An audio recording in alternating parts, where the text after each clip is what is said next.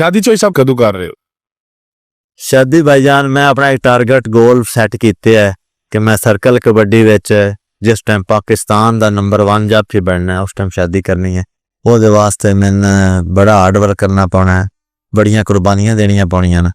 तो इंशाल्लाह मैं देवां भी मैं स्टार्ट कर ली है। BRB जिहड़ा मेरा क्लब है फैसलाबाद उसमें मैं ज्वाइन कर लिया है। इंशाल्लाह फैसलाबाद च जितने भी हुण साडे क्लब दे मैच होंदे वो भी खेडां दे। जिस टाइम तुसी इंटरनेशनल लैवल ते जाना है उस वास्ते तुहानूं मेहनत भी उस हिसाब दी करनी पौनी है। 7 तो 8 घंटे इंशाल्लाह ट्रेनिंग जिहड़ी ओहदी रूटीन साडी बन जाएगी ते फिर जिस टाइम मेरा गोल अचीव हो गया उस टाइम इंशाल्लाह शादी भी करांदे। ना अपनी करदे हो ना जवाब दी होन देंदे हो? जवाब दी ते करीब इंशाल्लाह हो जानी है और तरीक ही होवे दी पूरे झंडे गड्ढे दा गोरे ना शादी इस तरह करे दा किस तरह होएगा ये फिर सरप्राइज ही है। जिस टाइम सरप्राइज लभे दा आवाम हैरान होवे दिगे ते सी ओदा शुगर मेल नाल करदे रहे शादी, लेकिन हुण जान पूरा स्टैंड लै गया। घर वाले भी पूरी उसनूं सपोर्ट कर रहे हैं। जिहड़ा काम चंद चढ़न लगे तू असी तेरे नाल आ, कोई रौला नहीं सामला दे।